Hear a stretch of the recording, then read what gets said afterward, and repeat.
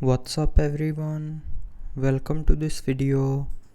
In this video I will show you how to restore default keyboard on your Redmi 13 5G.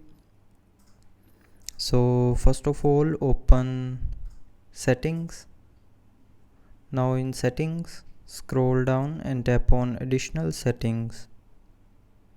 Now here tap on languages and input, and then tap on manage keyboards.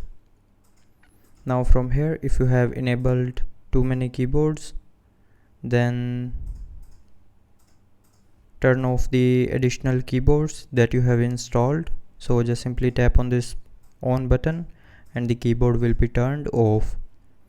Now after turning off extra keyboards, the default keyboard will be restored. So that's how you can restore default keyboard on your Redmi 13 5G. So I hope you liked the video. Thanks for watching.